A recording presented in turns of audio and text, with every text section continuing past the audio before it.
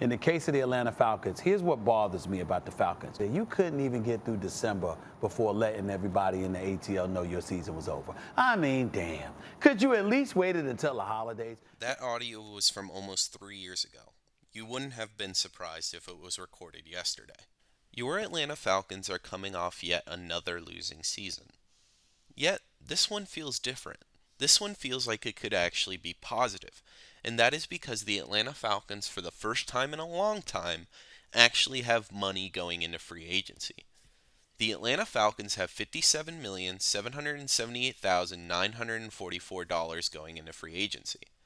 This is including the Marcus Mariota cut and, of course, the Lorenzo Carter re signing. However, if I'm the Falcons, I'm not stopping with the Marcus Mariota cut. I'm also cutting cornerback Casey Hayward and quarterback Logan Woodside. Casey Hayward was injured all last season and is starting to get old, and Logan Woodside was only signed to be a backup to Desmond Ridder, which is no longer needed after the rest of free agency. That would bring the Falcons to $63,788,944 for free agency, an insane amount of money. And yet, if I'm the Falcons, I'm not stopping there. You have two big players on your team, both of which could restructure their contracts to free up some more money. Left tackle Jake Matthews and defensive tackle Grady Jarrett could restructure their contracts and create almost $20 more million in cap space. Those restructurings would bring the Falcons to $82,557,644 for free agency, an insane amount of money. And yet again, I wouldn't stop there. I would trade linebacker Michael Walker. At the end of last season, he lost his starting spot to Rashaan Evans and Troy Anderson, and he is a 2024 free agent. I would trade him to the Detroit Lions for edge Julian Okwara, who is also a 2024 free agent but would play an important role in the edge rotation.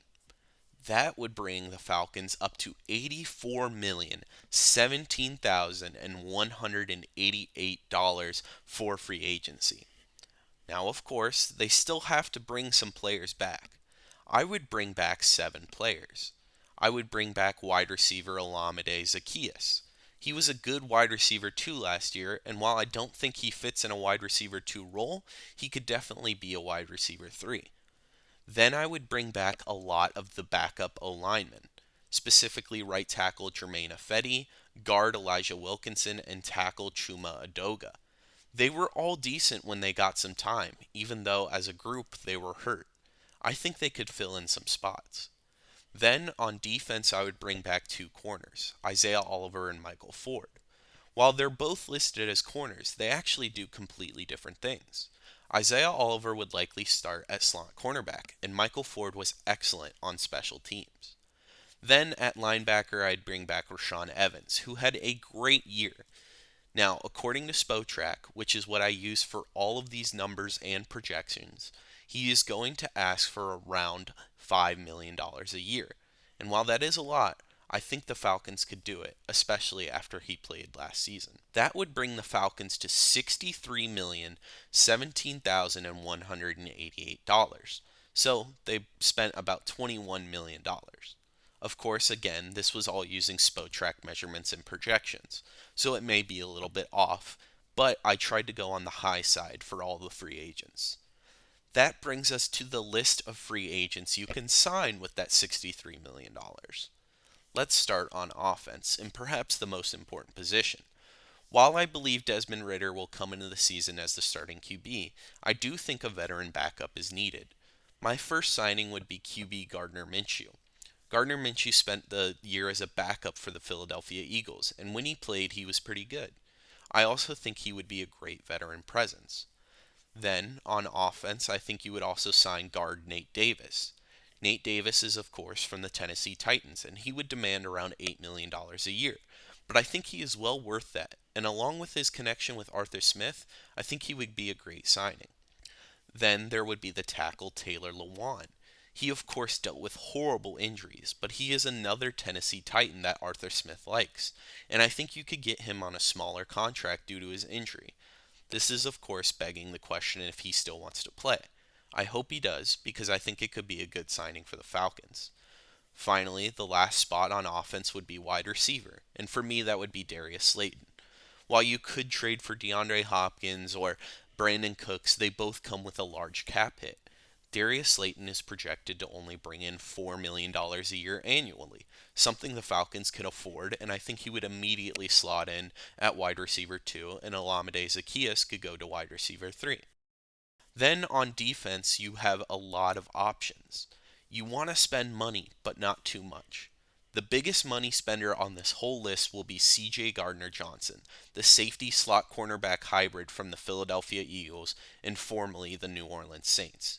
He would be a great safety fit. He could play in the box, in the slot, and over top. He would be a great fit. Then another DB, Greedy Williams, is not getting much attention. However, I think he could slot in as a cornerback too. He has shown flashes of being a starting cornerback for the Cleveland Browns, and while they'll probably let him go, I think in the right setting and right coaching, he could really succeed. Then it's going to be the box players. I would sign interior linebacker Bobby Okereke. This is why you would trade linebacker Mykal Walker, because Bobby Okereke would come in and fill that role. He would also be about only $4 million annually and has performed great for the Colts while only being 26 years old. Finally, in the last couple of positions on defense, I would sign defensive end Clelin Ferrell and defensive tackle Derek Nottie. They would both be rotational pass rush players that I think could impact the defense in a substantial way. That would finish up my list of free agent signings, and while they're not a ton of big names, they really round out this team. It would leave the Falcons with about $9,517,188 left. While there are only a couple big hitters in free agency, like C.J. Gardner-Johnson and Nate Davis, I think this is a really realistic free agency that the Falcons could pull off. I also think this is a team that could definitely go positive and even win the NFC South and guarantee the Falcons a playoff spot for the first time in a long time. Some of these players are good. Some of these players are great, but I think this would be a great free agency.